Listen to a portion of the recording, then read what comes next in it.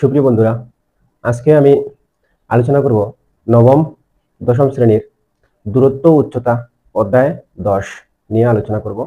তো এই অধ্যায়টি আসলে নবম এবং দশম শ্রেণীতে যারা আছেন তারা দেখতে পারেন, এবং এই অধ্যায়টি থেকে বিভিন্ন সরকারি বেসরকারি চাকরির পরীক্ষা থেকে বিভিন্ন ধরনের প্রশ্ন আসে।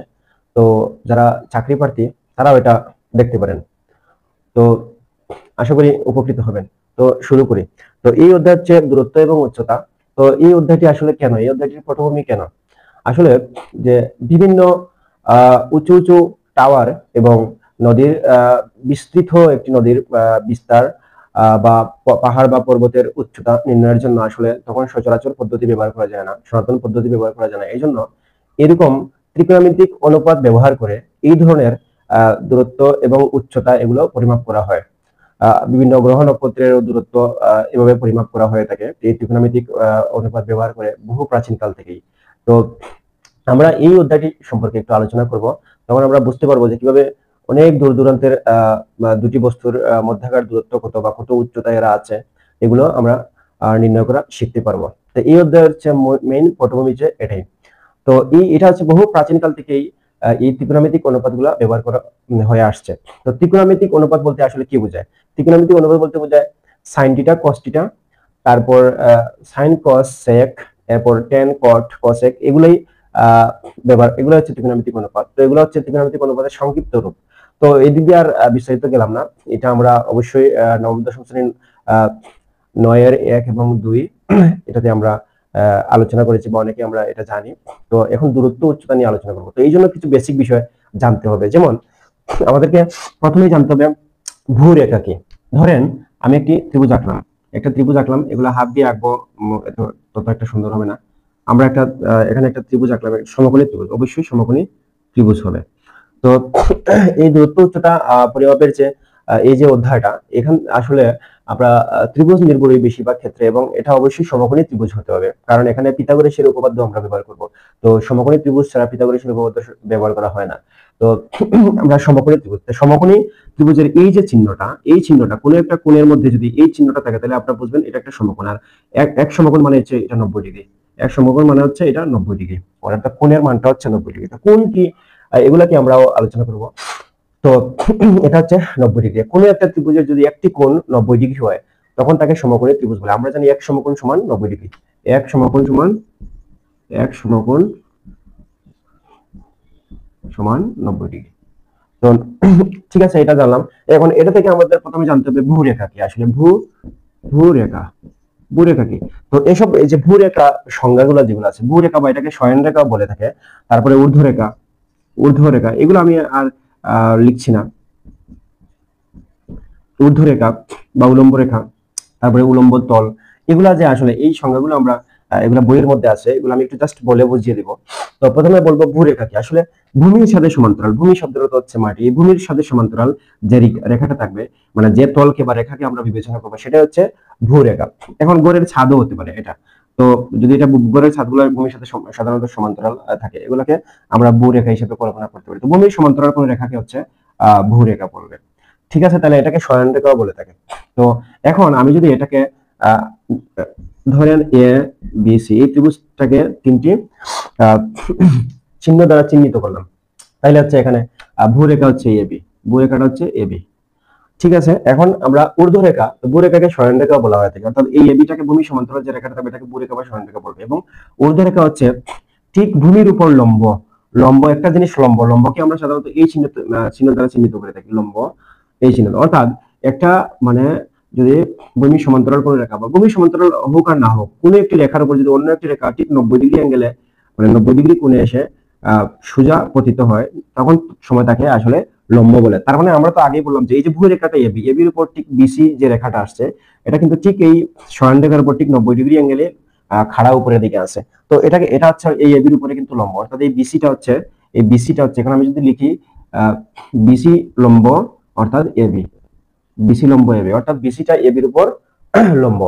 তো 90 ডিগ্রি অ্যাঙ্গেলে লম্ব, তাহলে হচ্ছে এই ভূমির উপর যে রেখাটা থাকবে ঠিক খাড়া লম্ব ভাবে, তো এটাকে তখন সময় বলবে ঊর্ধ্বরেখা, এটাকে বলবে তখন ঊর্ধ্বরেখা। তাহলে এখানে ঊর্ধ্বরেখা হচ্ছে বিসি, অর্থাৎ ভূমির উপর ঠিক, অর্থাৎ ভূরেখার উপর বিসি ঠিক লম্বভাবে আছে, এই জন্য ঊর্ধ্বরেখা বা এটাকে বলে বিসি বলে। তো এখন একটা হচ্ছে উলম্ব তল, বা এটাকে উলম্ব রেখাও বলবে। একটা হচ্ছে উলম্ব তল। এই উলম্ব তল হচ্ছে সম্পূর্ণ ভূমির উপর যারা উলম্ব অবস্থায় আছে, তাদেরকে বলে উলম্ব তল। তাইলে এই পুরোটা এ বি সি পুরোটা হচ্ছে ভূমির উপর উলম্ব অবস্থায় আছে। তাইলে এই উলম্ব তল হচ্ছে উলম্ব উলম্ব তল। উলম্ব তল হচ্ছে এই এ বি সি। তো আমরা বুঝলাম আসলে ভূরেখা কি, ভূমির সাথে সমান্তরাল যে রেখাটা তাকে হচ্ছে ভূরেখা বলে, এবং ঊর্ধ্ব রেখা হচ্ছে এই মানে একটি রেখার উপর অন্য রেখা ঠিক লম্বভাবে যদি এসে পড়ে তাহলে তখন সময় তাকে মানে ঊর্ধ্ব রেখা বা উলম্ব রেখা বলে, এবং এই সম্পূর্ণ ভূমির উপর যে সম্পূর্ণ তলটা আছে এই তলটাকে উলম্ব তল বলে। তাহলে আমরা এই জিনিসটা আপাতত বুঝলাম এইগুলো কি। এখন এখন আমরা বুঝবো যে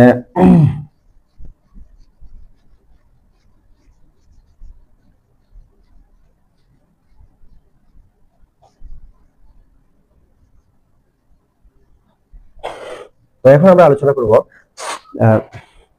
এখন। তো কথা হচ্ছে যে এই মানে যে আলোচনাটা এগুলো হচ্ছে নবম দশম শ্রেণীর যে পাঠ্য বই, বোর্ড কর্তৃক নির্ধারিত পাঠ্য বই, এই বইটি সামনে থেকে এই ক্লাসটি দেখলে আসলে উপকৃত হওয়া যাবে। তো এখন আমরা আলোচনা করব উন্নতি কোণ এবং অবনতি কোণ কি। তো উন্নতি কোণ এবং অবনতি কোণ আলোচনা করার জন্য আমি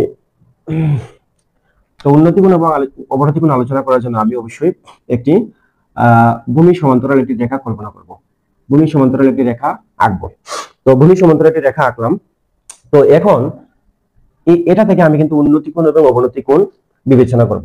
এখন কথা হচ্ছে যে এই ভূমি সমান্তরাল একটি রেখা কল্পনা করা হয়েছে। ভূমি সমান্তরাল রেখা কল্পনা করার কারণে এখান থেকে আমি যেহেতু হাত দিয়ে এঁকেছি তাই এটা স্কেল নেই, তাই এটা একটু মানে ততটা সোজা হয়নি। তো যাই হোক, এখন এই ভূমি সমান্তরাল আমি টুইটার যদি নিচে করি, এটা যদি একটু নিচে আঁকি, যেমন ভূমি সমান্তরাল যে রেখাটা আমি কল্পনা করব এটাকে তো ভূরেখা বলবি। তো এটা থেকে যদি ঠিক উপরের দিকে কোনো কোণ মানে ঊর্ধ্বমুখী কোনো কোণ হয় তাহলে এই ভূরেখার মানে সাথে যে কোণটা উৎপন্ন করবে এটাকে যদি আমি চিটা ধরি তাহলে এটা হচ্ছে উন্নতি কোণ। অর্থাৎ ভূমি সমান্তরাল যে রেখা থেকে যদি ঊর্ধ্বগামী কোনো রেখা যায় তাহলে এই ভূমি সমান্তরাল রেখার সাথে যে কোণটা তৈরি করে সে ঊর্ধ্বমুখী হবে, তো এই কোণটা হবে হচ্ছে উন্নতি কোণ। তো এটাকে যদি আমি ধরেন আমি এটাকে এটাকে ধরলাম, এটাকে বি ধরি এবং এটাকে সি ধরি এবং এটাকে ডি ধরি, তাহলে এই উন্নতির কোণটা কত? উন্নতি কোণ।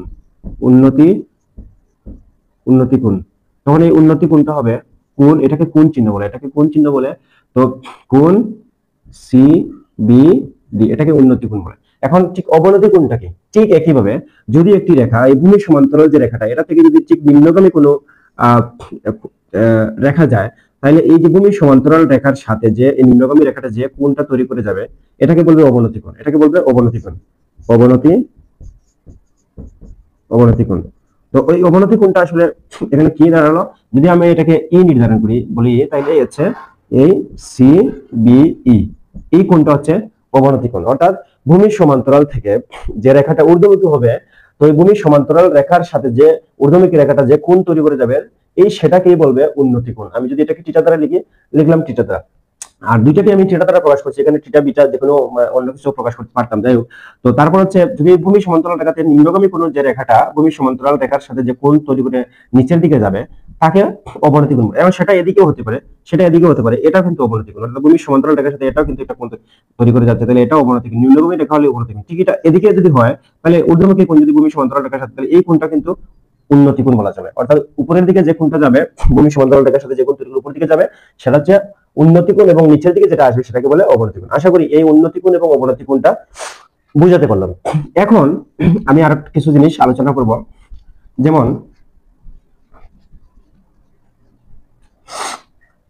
যেমন এখন আমি আলোচনা করবো আসলে একটা ত্রিভুজের ক্ষেত্রে আসলে কত ডিগ্রি কোণের ক্ষেত্রে কি হতে পারে, মানে একটা মানে কত ডিগ্রি কোণের ক্ষেত্রে একটা বাহুর মান, কোন বাহুর মান কত হতে পারে এগুলা। আচ্ছা, তার আগে আমি একটা বিষয় আলোচনা করি। আমি ধরেন একটা সমকোণী ত্রিভুজ আঁকলাম। এই সমকোণী ত্রিভুজের মধ্যে এই সমকোণী আমি একটা ত্রিভুজ আঁকলাম, এটাকে হচ্ছে সমকোণ বলে। তো এটাকে সমকোণ বলে।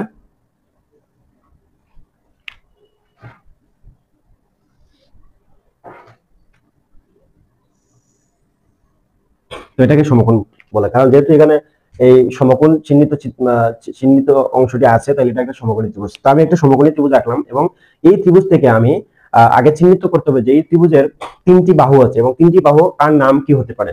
তো এখানে হচ্ছে আগে একটা জিনিস বলে রাখি, অতিভুজ সমকোণী ত্রিভুজে অবশ্যই অতিভুজ আছে। তো এই অতিভুজটা আসলে কোন বাহুটা এখানে অতিভুজ বলবে। এখন আমি যদি এটাকে এ এবং এটাকে বি এবং এটাকে সি বলি, তাহলে এখানে কোন বাহুটি অতিভুজ? এখানে অতিভুজ হচ্ছে সমকোণের বিপরীত বাহুটাকে অতিভুজ বলবো। এখানে সংজ্ঞা আছে, অতিভুজের বইয়ের মধ্যে সংজ্ঞা আছে, সমকোণের বিপরীত বাহুটাকে আমি অতিভুজ বলি। তাহলে হচ্ছে এখানে BC sorry AB AC AC AC হচ্ছে অতিভুজ, তাহলে এখানে এসি হচ্ছে অতিভুজ, এখানে হচ্ছে এসি হচ্ছে অতিভুজ।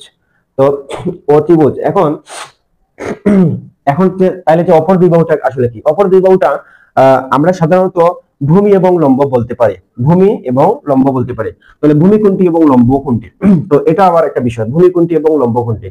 তো আমরা এই ভূমি এবং লম্বটা আমরা চিহ্নিত করব আসলে কোন কোনটাকে আমরা নির্দেশ করতেছি, কোন কোণের সাপেক্ষে আমরা আসলে ভূমি এবং লম্ব চিহ্নিত করতে চাচ্ছি। যদি আমি এই কোণটাকে ইন্ডিকেট করি, কোনো মানে ম্যাথসের ক্ষেত্রে এই কোণটাকে আমি ইন্ডিকেট করি, সেটা যদি এই কোণটাকে ধরি, তো ওই কোণের সাপেক্ষে তখন সময় ভূমি কোণটি এবং লম্ব কোণটি হবে। তাহলে যদি আমি এই এ কোণ যেটা আছে এটাকে আমি থিটা ধরি, তাহলে এর সাপেক্ষে ভূমি কোণটি এবং লম্ব কোণটি হবে। তো এর সাপেক্ষে হচ্ছে ভূমি হবে অর্থাৎ সন্নিহিত বাহু। যেটা সন্নিহিত বাহু বলতে কি, অর্থাৎ প্রদত্ত যে কোণটি আছে, আমি যে কোণটাকে ইন্ডিকেট করতে চাচ্ছি, এই কোণটি কোন কোন বাহুর সমন্বয়ে গঠিত, তাদের মধ্যে একটি হচ্ছে হবে অতিভুজ এবং একটি হচ্ছে মানে এই কোণটি আমরা যে তৈরি করছি এই দুই বাহু অর্থাৎ এবি বাহু এবং এসি বাহু। তো এবি বাহু এবং এসি বাহুর মধ্যে এসি হচ্ছে অতিভুজ, আমরা আগেই চিহ্নিত করে ফেলছি। তাইলে হচ্ছে এবি হচ্ছে একটি সন্নিহিত বাহু, তাহলে এই সন্নিহিত বাহুটাকে বলবে ভূমি, অর্থাৎ এবি কে বলবে ভূমি। অর্থাৎ সন্নিহিত বাহুর সংজ্ঞা মতে হচ্ছে প্রদত্ত কোণ সৃষ্টিকারী একটি রেখাংশ, অর্থাৎ প্রদত্ত কোণ সৃষ্টিকারী এখানে কিন্তু দুইটি রেখাংশ আছে। তো দুইটি রেখাংশ হচ্ছে, একটি হচ্ছে অতিভুজ আমি জানি, তাহলে অপরটি অবশ্যই সন্নিহিত বাহু হবে এবং এই সন্নিহিত বাহুকে তখন ভূমি বলবে। তো ভূমিকে সন্নিহিত বাহু বলা চলে, সন্নিহিত ভূমিকে সন্নিহিত বাহু। এবং আমার আরেকটা বিষয় রয়েছে লম্ব, এখানে লম্ব কোনটি? তো লম্ব হচ্ছে আমার সব মানে লম্ব হচ্ছে আমি প্রদত্ত কোণের ঠিক সরাসরি বিপরীত দিকের বাহুটাকে আমি লম্ব বলবো, প্রদত্ত কোণের ঠিক সরাসরি বিপরীত দিকের বাহুটাকে লম্ব বলবো। তাহলে এখানে এই যে কোণটা আমি এটাকে প্রদত্ত করছি, ইন্ডিকেট করছি এই কোণটাকে থিটা ধরে, তো এই কোণের সাপেক্ষে কিন্তু লম্ব হচ্ছে বিসি। তাইলে আমি এখানে বিসি হচ্ছে লম্ব, বিসি কে আমি বলবো লম্ব। এবং যেহেতু এটা বিপরীত দিকের বাহু, তাহলে এটাকে বিপরীত বাহু বলা চলে, বিপরীত বাহু। তো এগুলো প্রত্যেকটি বিষয়গুলো আসলে মানে বইয়ের মধ্যে আলোচনা করা আছে, তারপরে আমি আলোচনা করলাম। কিন্তু এখন ব্যাপারটা হচ্ছে এখানে আরো দুটি একটি বিষয় আছে, যেমন আমরা একটি সমকোণী ত্রিভুজের সবচেয়ে বড় কোণ হচ্ছে আমরা জানি সমকোণটি, অর্থাৎ এটার মান হচ্ছে 90 ডিগ্রি। আমরা জানি ত্রিভুজের তিন কোণের সমষ্টি হচ্ছে 180 ডিগ্রি, অর্থাৎ ত্রিভুজের এই কোণ এবং এই কোণের সমষ্টি হচ্ছে 180 ডিগ্রি। এখন আমি যেহেতু এই কোণটাকে আমি 90 ডিগ্রি ইন্ডিকেট করছি, তাহলে অবশ্যই বাকি দুইটা কোণ মিলে হবে 90 ডিগ্রি, তাহলে এগুলো অবশ্যই 90 ডিগ্রি থেকে ছোট, এগুলো সূক্ষ্ম কোণ। তাহলে এখানে হচ্ছে সে সমকোণ, তাহলে এখানে সবচেয়ে বড় কোণ হচ্ছে এই বি কোণটাকে সবচেয়ে বড়। এখন একটা জিনিস মনে রাখতে হবে যে সমকোণী ত্রিভুজের সবচেয়ে বড় কোণের বিপরীত বাহু হচ্ছে সমকোণের বিপরীত বাহু হচ্ছে অতিভুজ। এখন আর এমনি আমরা বুঝি এই তিনটি বাহুর মধ্যে, এই তিনটি যে বাহু আছে বাহুর মধ্যে সবচেয়ে বড় হচ্ছে কিন্তু এসি। কেন? সবচেয়ে বড় কোণের বিপরীত বাহুটা হচ্ছে সবচেয়ে বড় বাহু, সবচেয়ে মানে দূরত্ব বিশিষ্ট বাহু, মানে সবচেয়ে বড় কোণের বিপরীত বাহুটা হচ্ছে সবচেয়ে বড় বাহু, এবং সবচেয়ে ছোট কোণটা, ছোট কোণের বিপরীত বাহুটা হচ্ছে সবচেয়ে ছোট বাহু, সবচেয়ে ছোট কোণের বিপরীত বাহুটা হচ্ছে সবচেয়ে ছোট বাহু। তো এখন আমি বুঝলাম, কিন্তু এখন যে ব্যাপারটা হচ্ছে সবসময় কি এরকম একটা ত্রিভুজের ক্ষেত্রে আছে, এখানে এ বি সি আমি কিন্তু আমার মতো ইন্ডিকেট করছি, আপনারা যদি এখানে কে এল এম এম লিখেন তাও কোনো সমস্যা নেই আপনাদের মতো করে। তো এই হলো বিষয়, বা পি কিউ আর ও লিখতে পারেন আপনাদের মতো করে, বা বইয়ের মধ্যে যেভাবে থাকবে ইন্ডিকেট। এখন কথা হচ্ছে যে ভূমি এবং সন্নিহিত বাহু এবং লম্ব বিপরীত বাহু এগুলো কিন্তু ফিক্সড থাকে না, এগুলো হচ্ছে আমি কোন কোণকে ইন্ডিকেট করতেছি, এই কোন কোণকে আমি নির্দেশ করতেছি ওই কোণের মানে সাপেক্ষে হচ্ছে এগুলা। কিন্তু অতিভুজ সবসময় ফিক্সড হবে, অতিভুজ সবসময় বিপরীত, অতিভুজ সবসময় বিপরীত সমকোণের বিপরীত বাহুটি অতিভুজ, অতিভুজ ফিক্সড হবে, অতিভুজ কোনো পরিবর্তন হবে না, কিন্তু এই ভূমি লম্ব পরিবর্তন হবে। তাহলে যদি আমি এই কোণটাকে মানে এই যে কোণটা আমি নির্দেশ করলাম এ কোণ কি থিটা দিয়ে, এটাকে যদি আমি এ কোণ না লিখে আমি যদি বি কোণে লিখি, অর্থাৎ এই কোণটাকে যদি আমি থিটা হিসেবে ধরে ইন্ডিকেট করি, সি কোণকে আমি ইন্ডিকেট করি, তখন সময় আবার এটা পরিবর্তন হয়ে যাবে, অর্থাৎ তখন সময় এভাবে ভূমি লম্ব এগুলো থাকবে না। অর্থাৎ তখন সময় হচ্ছে আমরা এই যে সন্নিহিত বাহু বা ভূমির সংজ্ঞা মতে জানি, অর্থাৎ প্রদত্ত কোণ সৃষ্টিকারী একটি রেখাংশ। তার মানে এখন আমি যদি এই কোণটাকে সি কোণকে ইন্ডিকেট করি এখানে থিটা দিয়ে, তাহলে থিটা কোণের সাপেক্ষে এই কোণটাকে সৃষ্টি করছে দুইটি রেখাংশ, এই রেখাংশ এবং এই রেখাংশ সমন্বয়ে এই কোণটা সৃষ্টি হচ্ছে। কিন্তু এই রেখাংশ আমি জানি অবশ্যই এটা কি অতিভুজ, তাহলে অবশ্যই এই বিসি রেখাংশটাই হচ্ছে কি তখন সময় এই সি কোণের একটি সন্নিহিত কোণ, এবং সন্নিহিত কোণকে তখন ভূমি বলবে। তো তখন সময় আমি এই ভূমিটা কি দাঁড়ালো, তখন সময় ভূমি হচ্ছে বিসি, তাইলে তখন সময় ভূমি বিসি, এখানে আমি এবি তখন সময় এখানে কেটে এখানে আমি বিসি লিখে দেবো, অর্থাৎ এখন ভূমি সেটা পরিবর্তন হওয়ার কারণে আমি মানে যে কোণটাকে নির্দেশ করছি এটা পরিবর্তন হওয়ার কারণে তখন সময় ভূমি বা সন্নিহিত বাহুটা পরিবর্তন হয়ে গেছে। ঠিক এখন বিপরীত বাহুটা হবে কি হবে, বিপরীত বাহু হচ্ছে ঠিক মানে প্রদত্ত কোণের সরাসরি বিপরীত দিকের বাহুটা হচ্ছে বিপরীত বাহু। তার মানে হচ্ছে তখন সময় বিপরীত বাহু মানে এবি বা এটা বিপরীত বাহুকে লম্ব বলে। তাইলে আমি এই জিনিসটা আশা করি বুঝাতে পারলাম যে কিভাবে একটি অতিভুজ ভূমি সন্নিহিত বা লম্ব বিপরীত বাহুগুলো নির্ণয় করতে আমরা পারি। তো এই কিছু একটা বেসিক বিষয় আমরা পাঠের অঙ্ক বা উদাহরণ বা কাজ আলোচনা মানে ম্যাথগুলো সমাধান করার আগে আমরা এই বেসিক গুলো আলোচনা করব। তো এখন আমার বইয়ের মধ্যে একটি কাজ আছে, এই কাজটা আমি লিখবো, তখন সময় এই কাজটা দিয়ে আমি কাজটা বুঝে দেওয়ার চেষ্টা করব। তো কাজের কাজটা লেখার আগে আমাকে আরো একটি ছোট একটা বিষয় আলোচনা করতে হবে। যেমন ধরেন এটা সমকোণী ত্রিভুজ, এটা একটা সমকোণী ত্রিভুজ, এটা নিয়ে আলোচনা করি। তো এটা সমকোণী ত্রিভুজ আছে।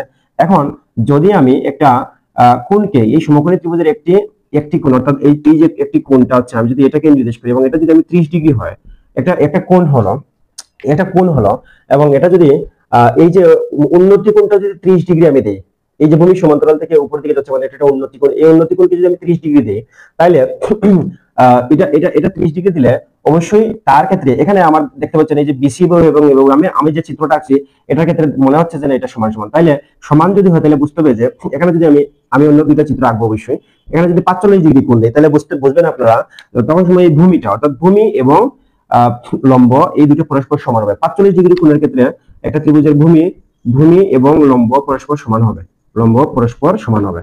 45 ডিগ্রি কোণ আঁকলে একটা ত্রিভুজের এই ভূমিটা এবং লম্ব পরস্পর সমান হবে। তো আমরা যেহেতু ত্রিভুজকে এখানে ইন্ডিকেট করতে তাহলে ভূমিটা হচ্ছে এবি, এবি আর ওদিকে লম্ব হচ্ছে কি বিসি। তার মানে ভূমি হচ্ছে এবি এবং লম্ব হচ্ছে বিসি, মানে এগুলো সমান। যদি 45 ডিগ্রি কোণের ক্ষেত্রে একটা ত্রিভুজ হয় তাহলে এই বাহু এবং এই বাহু পরস্পর সমান হবে, ভূমি এবং লম্ব পরস্পর সমান। আমি আরো একটি মানে চিত্র আঁকি।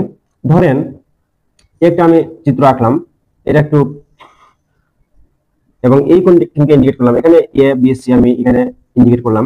তাহলে এখানে যদি এটা যদি 30 ডিগ্রি কোণের ক্ষেত্রে হয়, 30 ডিগ্রি কোণের ক্ষেত্রে আপনারা মনে রাখবেন তখন সময় 30 ডিগ্রি কোণের ক্ষেত্রে অবশ্যই লম্ব বড় হবে। 30 ডিগ্রি কোণের ক্ষেত্রে 30 ডিগ্রি এটা 60 ডিগ্রি কোণ হবে, 60 ডিগ্রি। তো 60 ডিগ্রি কোণের ক্ষেত্রে অবশ্যই 60 ডিগ্রি কোণের ক্ষেত্রে অবশ্যই লম্ব বড় হবে, লম্ব বড় হবে এবং ভূমি ছোট হবে। তাহলে এই এই মানে কোণের ক্ষেত্রে লম্বটা হচ্ছে বিসি এবং ভূমিটা হচ্ছে এবি। তার মানে হচ্ছে 60 ডিগ্রি কোণের ক্ষেত্রে ভূমি ছোট হবে, 60 ডিগ্রি কোণের ক্ষেত্রে ভূমি ছোট হবে এবং লম্ব বড় হবে। তার মানে হচ্ছে ভূমি ইজ লেস দেন কি লম্ব, অর্থাৎ ভূমি ইজ লেস দেন লম্ব, অর্থাৎ ভূমি লম্ব থেকে ছোট। 60 ডিগ্রি কোণের ক্ষেত্রে 60 ডিগ্রি কোণের ক্ষেত্রে লম্ব বড় এবং ভূমি ছোট হবে। এবং ঠিক আরেকটি যদি আমি দেখাই, এখানে আরেকটা চিত্র এঁকে যদি আরেকটা চিত্র আঁকলাম এভাবে, এবং সেটাকে আমি কি করলাম ভূমিটাকে এটা যদি 30 ডিগ্রি কোণের ক্ষেত্রে আঁকি এবং এটাকে এ বি সি লিখি, তো এক্ষেত্রে এই চিত্র থেকে দেখা যাচ্ছে যে যেহেতু এই বাহুটাকে আমার এখন ছোট মনে হচ্ছে, আমি যেটা ছোট করে এঁকেছি এবং এটাকে নিচেরটাকে বড় করে এঁকেছি, যেহেতু এই চিত্রের সাপেক্ষে আমি আঁকবো মানে বলবো যেহেতু 30 ডিগ্রি কোণের ক্ষেত্রে আপনারা মনে রাখবেন ভূমি বড় হবে, 30 ডিগ্রি কোণের ক্ষেত্রে ভূমি বড় হবে, ভূমি ইজ গ্রেটার দেন লম্ব, অর্থাৎ 30 ডিগ্রি কোণের ক্ষেত্রে ভূমি বড় এবং লম্ব হবে ছোট, অর্থাৎ 30 ডিগ্রি কোণের ক্ষেত্রে ভূমি 30 ডিগ্রি কোণের ক্ষেত্রে ভূমি বড় এবং লম্ব ছোট। 45 ডিগ্রি কোণের ক্ষেত্রে ভূমি এবং লম্ব সমান হবে। আর 60 ডিগ্রি কোণের ক্ষেত্রে লম্ব বড় হবে, মানে লম্বের বাহুর মানটা বেশি হবে এবং ভূমির বাহুর মানটা কম হবে। তো এই হচ্ছে আরেকটি বেসিক ছিল। তো এখন আমরা যেটা বললাম, যেমন যে আমি আগে একবার একটা কথা বলছিলাম যে সবচেয়ে বড় কোণের মানে বিপরীত দিকের বাহুটা সবচেয়ে বড় বাহু, যেমন এটা সবচেয়ে বড় কোণ, এটা বিপরীত দিকের বাহু সবচেয়ে বড় বাহু। প্রত্যেকটার ক্ষেত্রে এটা সমকোণ, এটা সমকোণ, এটা সমকোণ, বিপরীত দিকের বাহুটা হচ্ছে সবচেয়ে বড় বাহু, প্রত্যেকটা ত্রিভুজের ক্ষেত্রে আলাদা আলাদা ভাবে। তো এখন আর বলছিলাম যে সবচেয়ে ছোট বাহুর ক্ষেত্রে, ছোট কোণের ক্ষেত্রে বিপরীত দিকের বাহুটা সবচেয়ে ছোট বাহু। তাহলে এই দেখেন এই ত্রিভুজের হচ্ছে এই কোণটি সবচেয়ে ছোট 30 ডিগ্রি, আর যেহেতু এটা হবে 90 ডিগ্রি এবং এটা 30 ডিগ্রি, তাহলে হচ্ছে 120 ডিগ্রি, তাহলে অবশ্যই এটা 60 ডিগ্রি হবে, কারণ ত্রিভুজের তিন কোণের সমষ্টি 180 ডিগ্রি। তাহলে এটা হচ্ছে সবচেয়ে ছোট কোণ এবং সবচেয়ে ছোট কোণের বিপরীত দিকের বাহুটা সবচেয়ে ছোট, এই জন্য দেখেন এখানে লম্বটা ছোট এবং ভূমিটা বড়, অর্থাৎ সবচেয়ে ছোট কোণের বিপরীত বাহু সবচেয়ে ছোট, সবচেয়ে বড় কোণের বিপরীত বাহু সবচেয়ে বড়, এবং এভাবেই আর কি বিভিন্ন কোণের উপর ভিত্তি করে তার বিপরীত দিকের বাহুর মানটা নির্ধারিত হয় এবং বোঝা যায় যেটা কত বড় হবে না হবে। তো এটা একটা ছিল বিষয়। এখন আমি আলোচনা করব বইয়ের মধ্যে একটা প্রথম যে কাজটা দিয়েছে, এই কাজ দিয়ে বলছে যে একটা ত্রিভুজ একে বলছে বা একটা চিত্র একে বলছে যে এখানে উলম্ব তল এগুলা বিভিন্ন এগুলো ইন্ডিকেট করতে বলছে। তো আমরা এখন এই চিত্রটা আঁকবো এবং এটা আমরা চিহ্নিত করবো, চিহ্নিত করার পর আমরা এখানে কিছু বিষয় আছে। তো এই বইটি আমার হাতে আছে, নবম দশম শ্রেণীর মেইন বইটি আছে হাতে। তো এখানে দেখুন যে প্রথম যে কাজটা বলছে, প্রথম যে কাজে বলছে যে বলছে এভাবে একটা চিহ্নিত চিত্র করছে, এভাবে একটা করছে চিহ্নিত চিত্র।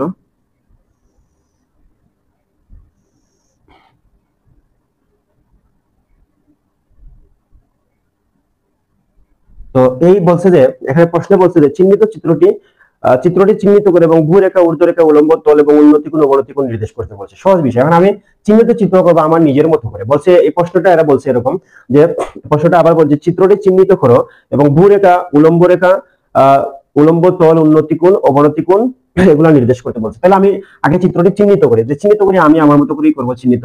যেমন আমি যদি এটাকে ইয়ে ধরি এবং এটাকে বি ধরি, এটাকে সি ধরি, এটাকে ডি ধরি, এটাকে ই ধরি, আমি আমার মতো ধরতেই পারি এবং সেই অনুপাতে আমি মানে বাকিগুলো বিবেচনা করবো। তো বলছে এখানে ওরা আবার বলে দিচ্ছে নিচেরটা বলেই দিচ্ছে এটা হচ্ছে ভূমি, মানে এদিকে এভাবে ভূমি লিখে দিচ্ছে, এটাকে ভূমি। এবং যেহেতু এটা এদিকে ভূমি বলছে, তাহলে আমি বলছি যে যেহেতু এভাবে ভূমি বলছে নিচের দিকে এই এই কথাটা লেখা আছে, আপনারা প্রশ্নটা দেখতে পারেন। তো তাইলে অবশ্যই ভূমির সাথে যে সমান্তরাল, এটা কিন্তু ভূমির সাথে সমান্তরাল। আমি বলছিলাম ভূমির সাথে সমান্তরাল যে রেখাটা, এটা হচ্ছে কি একটি মানে ভূরেখা। তাহলে এখানে ভূরেখা হচ্ছে, এখানে ভূরেখা হচ্ছে ভূরেখা, ভূরেখা বা শয়ন রেখা। তো এটাকে এবি, ভূরেখাকে শয়ন রেখা বলে, আগে বলেছি। তো ভূমির সাথে সমান্তরাল যে রেখাটা, এটাকে ভূরেখা বলে, এটা হচ্ছে এবি। আমরা এবি নির্দেশ হয়ে গেল। এবং আমার এই ত্রিভুজের ক্ষেত্রে আমি যদি বিবেচনা করি, তাহলে এই বিসিটা হচ্ছে উলম্ব রেখা, অর্থাৎ উলম্ব উলম্ব রেখা, উলম্ব রেখা হচ্ছে এই ত্রিভুজের ক্ষেত্রে, যদি জাস্ট এটাকে যদি আমি ত্রিভুজ ধরি, এটার ক্ষেত্রে উলম্ব রেখা হচ্ছে আমি বিসি ধরি। এবং বলছে উন্নতি কোণ, তাহলে অবশ্যই আমার ভূমির সাথে যে সমান্তরাল রেখাটা আছে, এটা থেকে যদি ঊর্ধ্বমুখী কোনো রেখা হয়, তাহলে এটাকে আমি উন্নতি কোণ বলবো। তাহলে অবশ্যই এই যে এই কোণটাকে আমি উন্নতি কোণ বিবেচনা করবো। তাহলে তাহলে এটা দাঁড়াবে কি সি এ বি, অর্থাৎ সি এ বি বা বি বি এ সি আমি বলতে পারি। তাহলে লিখি অর্থাৎ উন্নতি কোণ, উন্নতি কোণ, উন্নতি কোণ হচ্ছে কোণ বি এ সি, অর্থাৎ এই কোণটা, যে কোণকে আমি ইন্ডিকেট করবো এই মানে এই কোণের যে মানটা আছে, এই কোণের যে মানে চিহ্নিত প্রতীকটা আছে, সেটাকে মাঝখানে রাখবো অবশ্যই। সেটাকে মাঝখানে রাখার মাধ্যমে আমি পুরোপুরি এনশিওর হব যে ওই কোণটার কথাই বলা হয়েছে। এটাকে আমি কিন্তু সি এ বিও লিখতে পারি, তাইলে এটা উন্নতি কোণ এবং অবনতি কোণ। তো আমি বলছিলাম যে এখানে কিন্তু অবনতি কোণ বলতে এটাকে বোঝাবে, কারণ হচ্ছে ভূমির সাথে এটাও সমান্তরাল রেখা, ভূমির সাথে এটাও সমান্তরাল রেখা, তাইলে এটাকে উন্নতি মানে অবনতি কোণ হবে। কারণ এই যে ভূমির সাথে সমান্তরাল রেখা, এটা নিচের দিকে কোনো নিম্নগামী কোনো রেখা নেই, তাইলে এটা এখানে আমি দিতে পারবো না। তাইলে ভূমির সাথে সমান্তরাল রেখা আরেকটি আছে, অর্থাৎ ইসি, এই ইসি থেকে একটি নিম্নগামী রেখা গেছে, এটাকে অবনতি কোণ আমি বলতে পারি। তাহলে এখন এটাকে যদি আমি কি ধরি, বিটা ধরি, অর্থাৎ এটাকে বিটা যদি ধরি, তাহলে এখানে অর্থাৎ এই সি কোণটা, যদিও বিটা ধরেছি, সি কোণটা কিন্তু আসলে এটা অবনতি কোণ। তাহলে অবনতি কোণ হচ্ছে অবনতি, অবনতি কোণ হচ্ছে অর্থাৎ কোণ ই সি এ বা এসি, এ সি এসি, ওই সি কোণটাকে নির্দেশ করছে। কারণ আমি সি কোণটাকে আবার বিটা বলছিলাম, তাহলে এখানে বিটাও লিখতে পারি। আর এই কোণটাকে আমি যদি এ কোণকে থিটা ধরছি, তাহলে আমি থিটাও লিখতে পারি, সমস্যা নেই। তাহলে উন্নতি কোণ অবনতি কোণ নির্দেশ হলো। এবং বলছে উলম্ব তল, তাহলে আমি এই ত্রিভুজের ক্ষেত্রে উলম্ব তল এরকম সেম আগে আছে, উলম্ব তল হচ্ছে এ বি সি, ত্রিভুজের ক্ষেত্রে উলম্ব তল, উলম্ব তল অর্থাৎ এ বি সি, এই পুরো তলটাই ভূমির সাথে উলম্ব আকারে আছে, সুতরাং এটা হচ্ছে এ বি সি হচ্ছে উলম্ব তল। এই হচ্ছে বিষয়। আর এখানে এখানে ডিসি যেটা আছে, তো এটাও কিন্তু একটা মানে এই তলের ক্ষেত্রে আমি যদি এটাকে তখন সময় ভূরেখা বিবেচনা করি, তখন সময় এই তলের ক্ষেত্রে কিন্তু ডিসিও একটি কিন্তু উলম্ব রেখা বা ঊর্ধ্বমুখী রেখা, এটা বলা যাবে উলম্ব রেখা, উলম্ব রেখা বা ঊর্ধ্বমুখী রেখা বলা যাবে। আর তখন সময় এটাকে যদি আমি এটাকে যদি ভূমি সমান্তরাল বা এটাকে তখন সময় ভূমি ধরি, তাহলে এটাকে কিন্তু আমার ওই ভূরেখা বলতে পারি। তখন সময় আমি জাস্ট এইটুকু নিয়ে আলোচনা করেছি, তো সেটা আমি করতে পারি, কোনো সমস্যা নেই। এই হচ্ছে বিষয়, অর্থাৎ ভূমির সাথে সমান্তরাল রেখা সে এটাও আছে এটাও আছে, এই দুটাকে ভূরেখা আমি বলতে পারি, সমস্যা নেই। আমি একটি দেখালাম এখানে, এটাকে ইসিও কিন্তু মানে ভূরেখা আমি বলা চলে। তো ধরতে পারেন এটা ভূমির সাথে সমান্তরাল একটা রেখা, এটা একটা ছাদ ধরতে পারেন, এটাও কিন্তু ভূরেখা বলতে পারেন আপনি, আর ভূমির সাথে সমান্তরাল রেখাটা হচ্ছে ভূরেখা। তো গেল এই বিষয়টা। এখন আমরা পাঠে অঙ্কের মধ্যে প্রবেশ করব।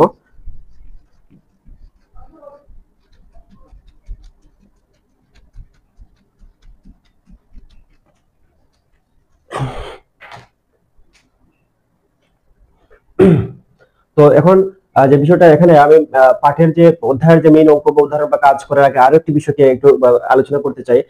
এগুলো হচ্ছে আলোচনা না করলে অধ্যায়ের অঙ্কগুলো বোঝা যাবে না। তো ধরেন আমি একটা একটা চিত্র আঁকলাম, চিত্রটা হাত দিয়ে আঁকার কারণে। তো ধরেন আমি এই একটি চিত্র আঁকলাম, এই একটি চিত্র একটা সমকোণী একটা সমকোণী ত্রিভুজ আঁকলাম, এটা একটা সমকোণী ত্রিভুজ আঁকলাম আমি, এখানে সমকোণ চিহ্নিত করলাম। তো সমকোণী চিহ্নিত ক্ষেত্রে এখানে আমি দুইটা জিনিস বোঝাবো, মানে অধ্যায়ের মেইন অঙ্কগুলো সমাধান করে রাখে। তো ধরেন আমি এই কোণটি আমি মানে থিটা হিসেবে ইন্ডিকেট করলাম, এবং এটাকে এ ভি, এটাকে এ বি এবং এটা সি ইন্ডিকেট করলাম। তো যাই হোক, তাহলে এরকম আমি একটা ত্রিভুজ আঁকলাম। তো এখান থেকে দুইটি জিনিস এই অধ্যায়ে যে বিষয়গুলো, যে সূত্রটা সবচেয়ে বেশি লাগে, পিথাগোরাসের সূত্র। পিথাগোরাসের সূত্র হচ্ছে আমরা এটা জ্যামিতির মধ্যে আলোচনা করে আসছি, যে জ্যামিতির মধ্যে পিথাগোরাসের সূত্র কিভাবে প্রয়োগ হয়। সমকোণী ত্রিভুজের ক্ষেত্রে পিথাগোরাসের সূত্রটা যদি একটি দুই বাহুর মান জানা থাকে, তাহলে অবশ্যই অপর বাহুর মানটা বের করা যায়। এবং এই অধ্যায়ের যে বিষয়টা হচ্ছে, পিথাগোরাসের সূত্রটা আমি ক্লিয়ার করে দিই। ধরেন এই অতিভুজ, তাহলে তো এটাকে আমি অবশ্যই অতিভুজ বলবো। সমকোণের বিপরীত বাহু হচ্ছে অতিভুজ, সমকোণের বিপরীত বাহু হচ্ছে অতিভুজ, এবং এই কোণটাকে যাতে ইন্ডিকেট করতে তাহলে এটাকে সন্নিহিত বাহু বলবে। সন্নিহিত বাহু বা ভূমি, সন্নিহিত বাহু বা ভূমি, সন্নিহিত বাহু বা এটাকে ভূমি বলবে। এটাকে বলবে বিপরীত বাহু, বাহু, বা এটাকে লম্ব বলবে। বিপরীত বাহু বা ভিন্নভাবে লম্ব বলা যায়। তো যাই হোক, এই হচ্ছে বিষয়, এবং অতিভুজ ফিক্সড থাকবে এটাই। তো সব মানে এখানে যে ইয়ের পিথাগোরাসের উপপাদ্য হচ্ছে, পিথাগোরাসের উপপাদ্যটা ক্লিয়ার করে দিই। পিথাগোরাসের উপপাদ্য হচ্ছে যে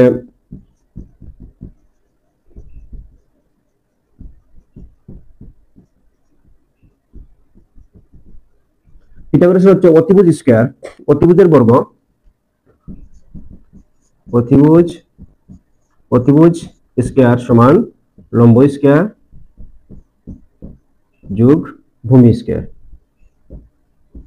অর্থাৎ পিথাগোরাস তিনি প্রমাণ করেছেন যে একটি সমকোণী ত্রিভুজের ক্ষেত্রে যে অতিভুজের যে বাহুর মানটা থাকে, এটার বর্গ করলে যে মানটা পাওয়া যাবে সেটা ভূমি, এই ত্রিভুজের ভূমি এবং লম্বের বর্গের যোগফলের সমান। অর্থাৎ এই একটি সমকোণী ত্রিভুজের অতিভুজের বর্গের যে মানটা, সেটা হবে এই ত্রিভুজের ভূমি এবং লম্বের বর্গের যে মানটা থাকবে, এগুলার বর্গের যোগফলের সমান হবে। এটা হচ্ছে অনিবার্য। তো আমি এই চিত্রটা যেহেতু এঁকেছি, আমি এবিসি নির্ধারণ করেছি, তাহলে অতিভুজ হচ্ছে এখানে আমার এসি, তাহলে এসি স্কয়ার সমান হচ্ছে, আর লম্ব এখানে আমি ধরছি বিসি, তাহলে বিসি স্কয়ার যোগ হচ্ছে ভূমি হচ্ছে এবি, তাহলে এবি স্কয়ার। এই হলো বিষয়টা, হচ্ছে পিথাগোরাসের সূত্র এখানে দেখালাম। তো এখন এটাকে আমরা কিন্তু বহুবার ব্যবহার করবো। এটা থেকে বোঝা যাচ্ছে যে এই একটা যে সমীকরণ দাঁড়ালো, এই সমীকরণ থেকে যে কোনো দুই বাহুর মান জানা থাকে, তাহলে অপর বাহুটা আমি বের করতে পারবো। যে কোনো এই দুই বাহুর মানে ভূমি এবং লম্ব জানা থাকলে অতিভুজ মান বের করতে পারবো, এবং অতিভুজ এবং যদি লম্বের মান ভূমি বের করতে পারবো। ঠিক এভাবে ভূমি এবং অতিভুজ থাকলে লম্বের মান বের করতে পারবো। তো এটা একটা বিষয় আছে।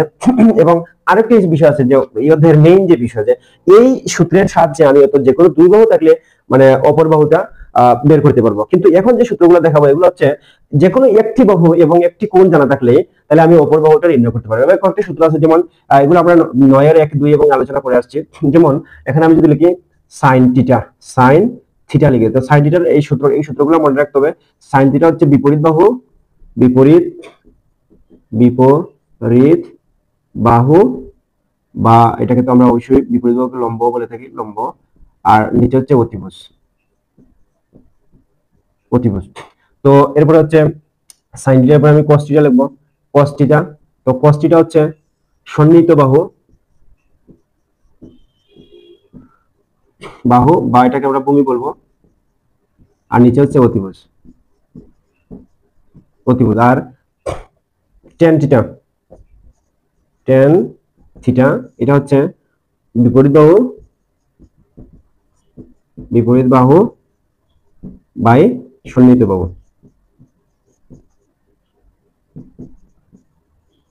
বা এটাকে আমরা বলতে পারি, এভাবে আবার বলতে পারি, যেমন লম্ব বাই ভূমি, লম্ব বাই ভূমি। এখন আপনারা একটা জিনিস জানেন, মানে এখানে সাইনের এই সূত্রটার ক্ষেত্রে কিছু আরো তিনটি আছে অনুপাত। আমরা সাইনের ঠিক বিপরীত দিকেরটা হবে, যেমন কসেক থিটা, অর্থাৎ কসেক থিটা। এই কসেক থিটা হচ্ছে ঠিক সাইনের বিপরীত। তাইলে এখানে দাঁড়াবে যে সাইনের যদি বিপরীত, সাইন যদি বিপরীত বাহু বাই অতিভুজ বা লম্ব বাই অতিভুজ, তাহলে কসেক হবে ঠিক উল্টোটা। ঠিক উল্টোটা মানে হচ্ছে কি অতিভুজ বাই লম্ব হবে, অর্থাৎ অতিভুজ বাই লম্ব বা অতিভুজ বাই বিপরীত বাহু। অর্থাৎ জাস্ট সাইন আছে বিপরীত বাহু বা লম্ব বাই অতিভুজ, কসেক হবে অতিভুজ, অর্থাৎ নিচেরটা উপরে যাবে এবং এই বিপরীত বাহু বাই লম্ব নিচে আসবে। ঠিক একইভাবে এই কসটার বিপরীত হবে sec, অর্থাৎ কসের বিপরীত হবে sec।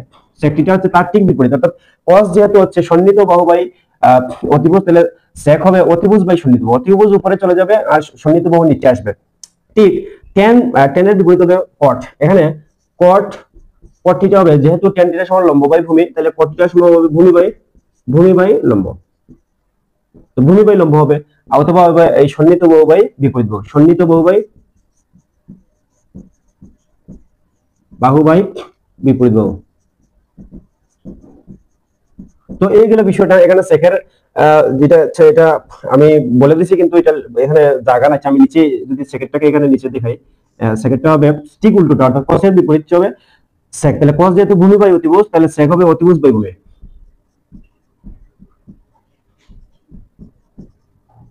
তো sec হচ্ছে অতিভুজ বাই ভূমি। তো এখানে যে বিষয়টা এগুলো আমি লিখলাম এখানে, ঠিক আছে, কিন্তু এটা বইয়ের মধ্যে আলোচনা আছে, অধ্যায়ের মধ্যে এই সূত্রগুলো দেওয়া আছে, এখান থেকে শিখে নিতে হবে। তো আমার যেহেতু অঙ্ক শুরু করার আগে এগুলো আলোচনা করা প্রয়োজন, তাই এটা আলোচনা করলাম। যাই হোক, তো এখন আমি একটি প্রশ্ন লিখবো এবং এটাকে সমাধান করার চেষ্টা করব। তো এখানে এটা এটা মুছতে এবং প্রশ্নটা লিখতে সময় দরকার আছে, তাই আমি ভিডিওটা পোস্ট করলাম। তো এখানে দেখুন উদাহরণে, পাঠ্য বইয়ের উদাহরণে এখানে একটি প্রশ্ন আছে যে একটি টাওয়ারের পাদদেশ থেকে 75 মিটার দূরে ভূতলস্থ কোনো বিন্দুতে টাওয়ারের শীর্ষের উন্নতি কোণ 30 ডিগ্রি হলে টাওয়ারের উচ্চতা কত? তো এই একটা প্রশ্ন, আমরা উদাহরণ এক প্রথমে শুরু করলাম এবং ধীরে ধীরে প্রত্যেকটা উদাহরণ এবং কাজ এবং অনুশীলনের যে অঙ্কগুলো আছে এবং নৈর্ব্যতিক যেগুলো আছে সেগুলো আমি সমাধান করে দেওয়ার চেষ্টা করব।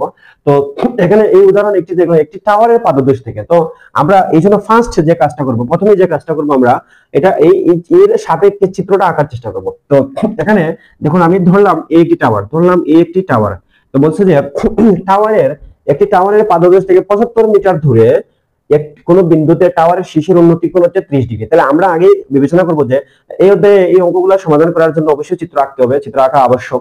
তো এখানে যেহেতু 30 ডিগ্রি কথাটা বলছে, আপনাদের খেয়াল রাখবেন 30 ডিগ্রি যেহেতু কথাটা বলছে, আমরা আগে দেখিয়েছিলাম যে 30 ডিগ্রি কোণের ক্ষেত্রে যে কোণটি আমরা 30 ডিগ্রি ধরতেছি, এই মানে 30 ডিগ্রি কোণের ক্ষেত্রে অবশ্যই তার বিপরীত দিকের বাহুটা হবে ছোট, অর্থাৎ 30 ডিগ্রি কোণের ক্ষেত্রে ভূমি হবে বড় এবং লম্ব যেটা আছে এটা হচ্ছে ছোট হবে। তাহলে অবশ্যই এখন বলছে যে একটি টাওয়ারের মানে পাদদেশ থেকে তার শীর্ষের উন্নতি 75 মিটার দূরে, টাওয়ারের পাদদেশ থেকে 75 মিটার দূরে। তাহলে আমরা একটি টাওয়ার ধরলাম এবং তার পাদদেশ থেকে 75 মিটার দূরে, আমি এদিকে যদি বিবেচনা করি 75 মিটার, যদি এদিকে বিবেচনা করি, অথবা আমি চাইলে 75 মিটার দূরে আমি এদিকে দিতে পারতাম, কোনো সমস্যা ছিল না। তো যেহেতু আমার এখানে উন্নতি কোণ বলছে 30 ডিগ্রি, তাহলে তো অবশ্যই আমি এই জায়গায় কোণটা দিব, অর্থাৎ আমি যদি এখানে এই যে উন্নতি কোণটা, অর্থাৎ এটা হচ্ছে ভূমির সাথে ভূরেখা হবে, এটা ভূমির সাথে, তাহলে এখানে আমি 30 ডিগ্রি দেবো। ভূমির সাথে যেহেতু উপর দিকে, ভূমি থেকে যদি উপর দিকে কোনো ঊর্ধ্বগামী রেখা হয়, তাহলে তখন সময় যে কোণটা এটা উন্নতি কোণ বলবে, তখন সময় তাহলে এখানে 30 ডিগ্রিটা উন্নতি কোণ। এবং আমি আগেই বলছিলাম যে যেহেতু 30 ডিগ্রি ত্রিভুজ আঁকতেছি,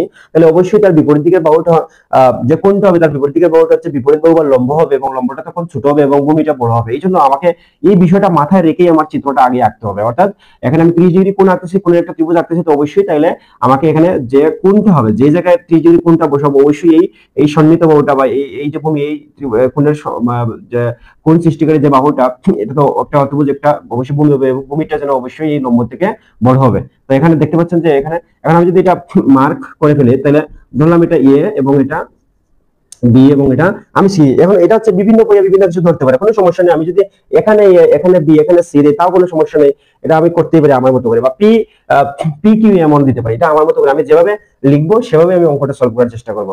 তা হচ্ছে আমি এটা 3 ডিগ্রি কোণ আঁকলাম, তাহলে অবশ্যই ভূমিটা বড় হলো এবং লম্বটা ছোট হলো।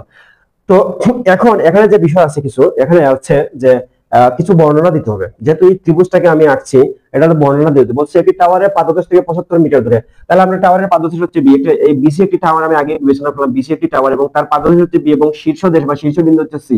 তাহলে পাদদেশ থেকে 75 মিটার দূরে একটা এ বিন্দু আমি ইন্ডিকেট করলাম। তাহলে এই যে দাঁড়ালো, এটা হচ্ছে 75 মিটার, অর্থাৎ পাদদেশ বি বিন্দু থেকে আমি 75 মিটার দূরে একটা এ বিন্দুকে আমি ফিক্সড করলাম, এটা আমার মতো করে। তাহলে এই এ বি এর মধ্যবর্তী দূরত্ব হচ্ছে 75 মিটার। তাহলে এই যে একটা বাহু, এখানে একটা ত্রিভুজ হয়ে গেল, উন্নতি কোণটা যদি ওভাবে হয়ে গেল, তাহলে এটা একটা ত্রিভুজ হয়ে গেল। এবং যেহেতু এটি টাওয়ার, অবশ্যই এটা মানে সোজা খাড়া উলম্ব উপর দিকে থাকে সাধারণত, তাহলে এটা অবশ্যই 90 ডিগ্রি আমি বিবেচনা করবো। তাহলে এটা একটা সমকোণী ত্রিভুজ হয়ে গেল, এখানে আমি সমকোণ চিহ্নিত করলাম। যেহেতু টাওয়ার গুলো তো সাধারণত সোজা উপরের দিকে থাকবে, তাহলে অবশ্যই 90 ডিগ্রি কোণ এটা লম্বভাবে ভূমির সাথে থাকে, তাহলে অবশ্যই এখানে 90 ডিগ্রি হবে। তাহলে এটা সমকোণী ত্রিভুজ হয়ে গেল, কারণ পাদদেশ থেকে 75 মিটার দূরে এদিকে, আর এটা থেকে আবার ওই যে শীর্ষ সি বিন্দু এর উন্নতি কোণ হচ্ছে এ বিন্দুতে 30 ডিগ্রি।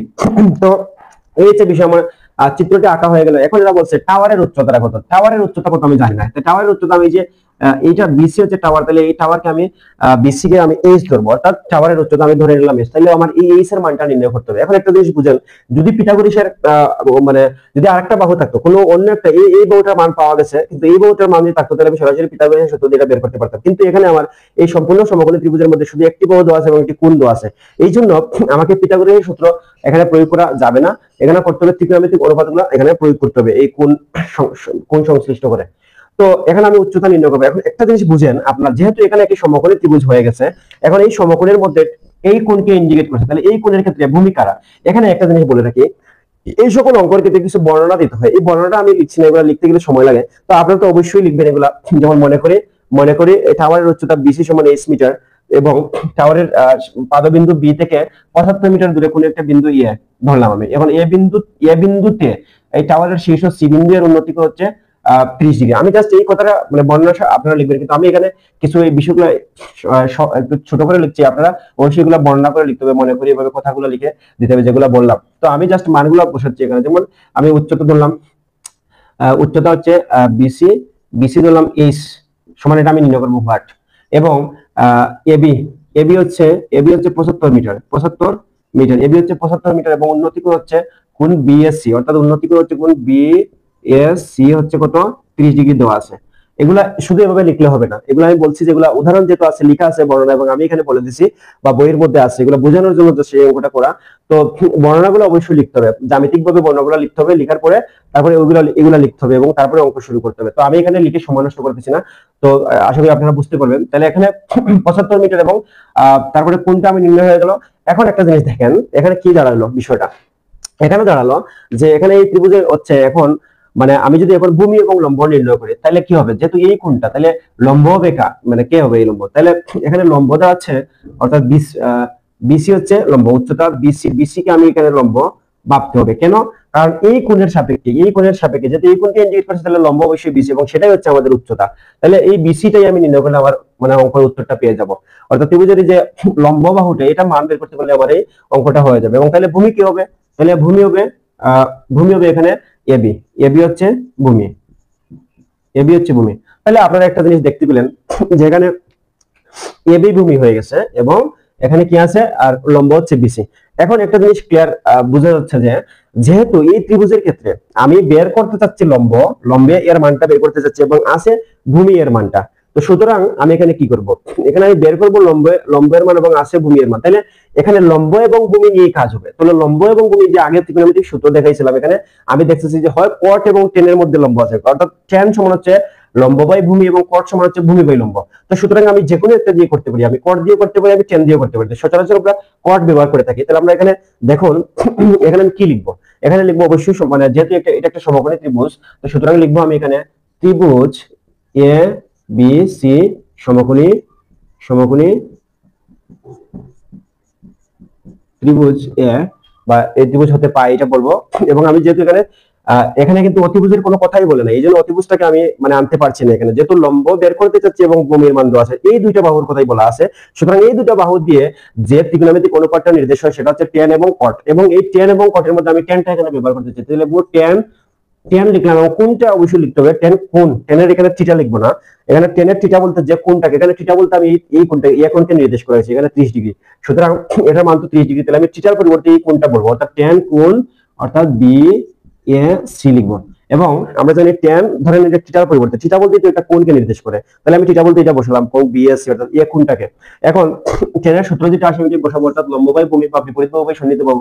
তাহলে বিপরীত বাহু এখানে হচ্ছে আমি বিপরীত বাহু শব্দটার পর আমি লম্বভূমি লিখলাম, লম্বভূমি লিখলাম, তো অবশ্যই এটা লম্বভূমি হলো। এখন আমার এই কাজটা এতটুকু শেষ। এখন আমি এই জায়গাটা একটু মুছে ফেলি বা প্রশ্নটা একটু মুছে ফেলি, কারণ এখানে বোর্ডের জায়গা কম।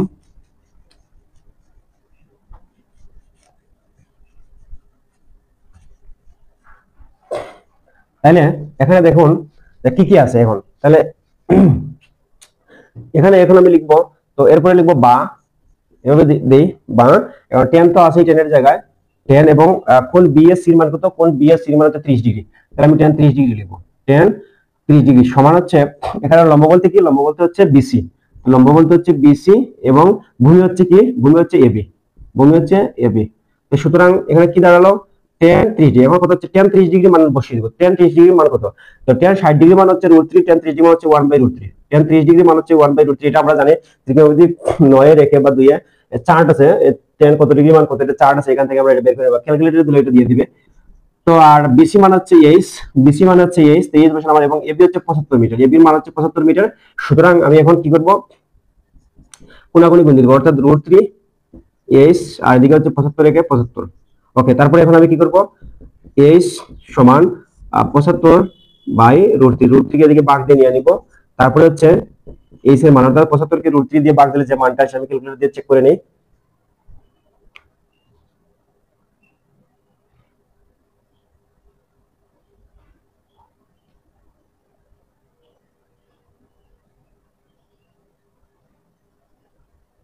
ঠিক আছে, তাহলে 43.301। তাহলে হচ্ছে এই টাওয়ারের উচ্চতা আমরা এইচ ধরেছিলাম, টাওয়ারের উচ্চতা, তো টাওয়ারের উচ্চতা পেয়ে গেলাম, টাওয়ারের উচ্চতা 43.301 মিটার।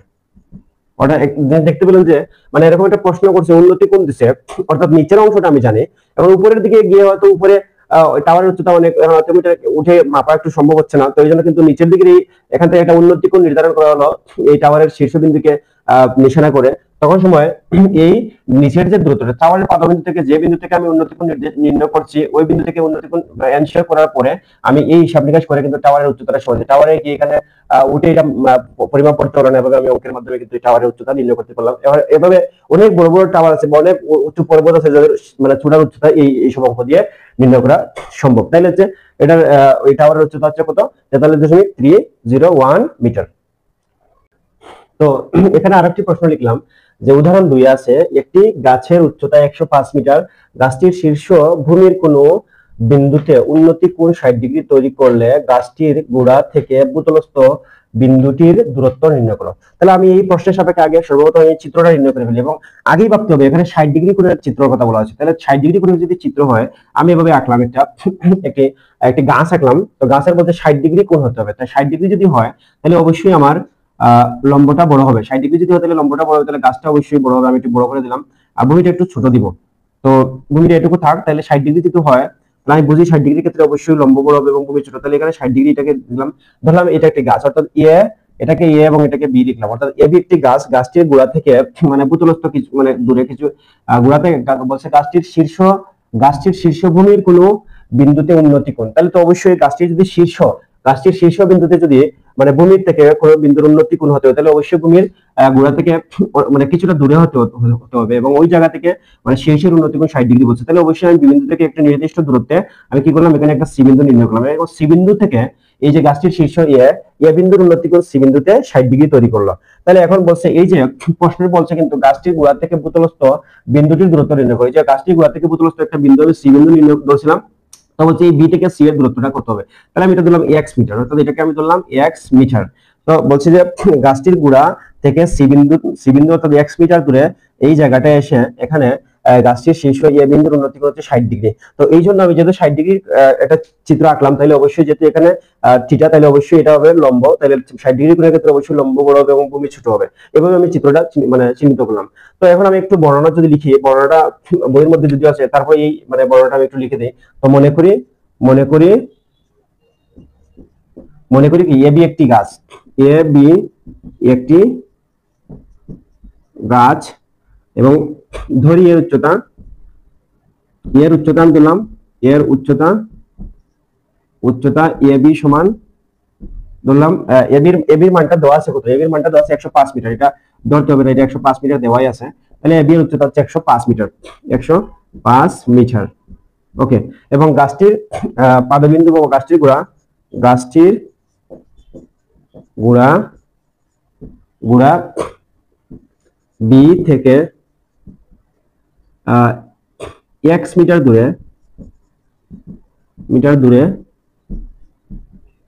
সি বিন্দুতে গাছটির গোড়া থেকে x মিটার দূরে সি বিন্দুতে গাছটির শীর্ষ সি বিন্দুতে গাছটির শীর্ষ এ বিন্দুর যে গাছটির সি বিন্দুতে গাছটির শীর্ষ এ বিন্দুর উন্নতি কোণ, অর্থাৎ গাছটির শীর্ষ এ বিন্দুর উন্নতি কোণ হচ্ছে সি বিন্দুতে, এই জন্য উন্নতি কোণ এখানে কি আমি ধরলাম কোণ এ সি বি হচ্ছে এখানে 60°। ঠিক আছে, তাহলে নির্ণয় করতে হবে অর্থাৎ গাছটির বি বিন্দু থেকে সি বিন্দুর দূরত্ব বিসি সমান x সমান এটা আমরা বের করব।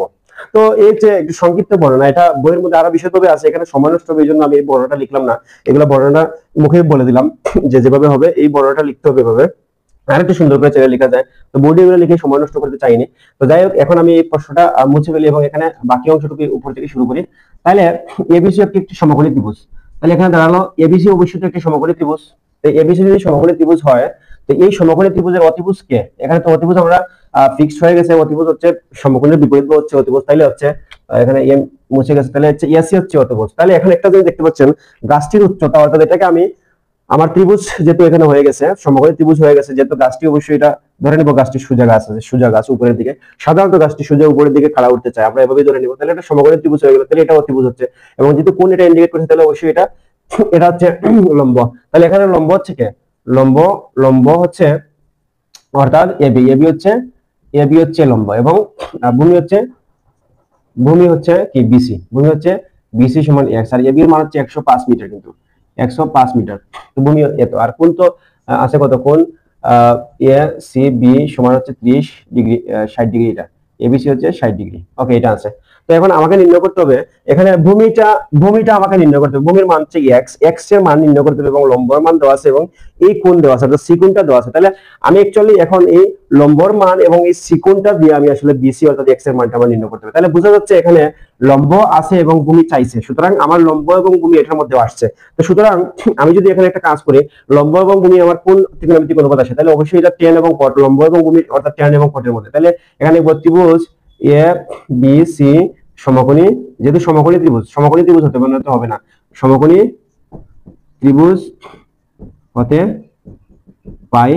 তো এখানে কি লিখবো, অবশ্যই যেহেতু এখানে লম্বর মান দেওয়া আছে, ভূমি চাইছে, তাহলে আমি tan এবং cot ব্যবহার করতে পারি। তাহলে এখন আমি চাইলে এটা আমি cot দিয়ে করি, cot দিয়ে করলে কোনো বলবে না, তাহলে cot লিখলাম। এবং কোণ কি হবে, কোণ তো অবশ্যই এসসিবি হবে, থিটার ক্ষেত্রে এসসিবি লিখবো।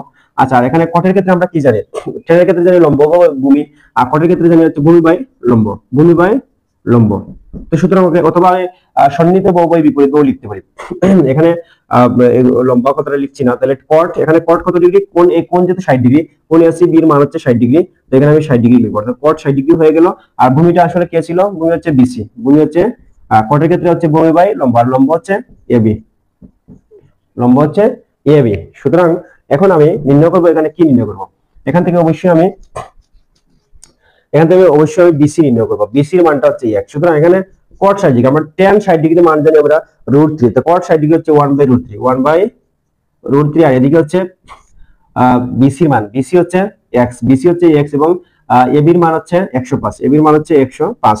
সুতরাং আমি x এর মান বের করব, অর্থাৎ x কোণাগুণি করে দেব √3x, এটা হবে √3x, অর্থাৎ √3x, আর এদিকে 105 থেকে 105, সুতরাং যে দাঁড়াবে x সমান হচ্ছে 105/√3, অর্থাৎ √3 কে 105 দ্বারা ভাগ করলে যে মানটা পাওয়া যাবে, এটা আমি ক্যালকুলেটর দিয়ে বের করে দেখছি, অর্থাৎ x সমান হচ্ছে, ক্যালকুলেটর দিয়ে বের করে দেখি,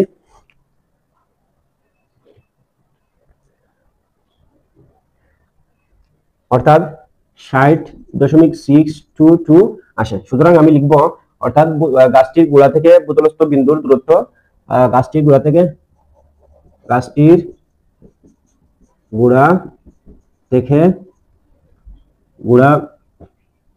বি থেকে বোতলস্থ সি বিন্দুর দূরত্ব 60.622 মিটার, প্রায় লিখতে পারি এখানে, প্রায় ক্যালকুলেটর একটু দিশা দিতে পারি জন্য প্রায় লিখলাম, আমি মানে 3 সংখ্যা লিখলাম, আর অনেক সংখ্যা আছে, 3 সংখ্যা লিখলাম জন্য প্রায় লিখলাম এখানে। তো এই হচ্ছে বিষয়টা, গাছটির গোড়া থেকে বোতলস্থ সি বিন্দু দূরত্ব হচ্ছে অর্থাৎ 60.622 মিটার। তো এই পার্টে এই দুটি অঙ্ক ছিল আর বেসিক আলোচনা ছিল। অবশ্যই নেক্সট পার্টে বাকি অঙ্কগুলো এবং কাজ আলোচনা ছিল। একটি ভিডিওর মধ্যে সব অঙ্ক এবং কাজ যদি করে দিতে অনেক ভিডিও লম্বা হবে। তো পার্ট 2 পার্ট 3 এগুলা দেখার আমন্ত্রণ রইল। সকলকে ধন্যবাদ।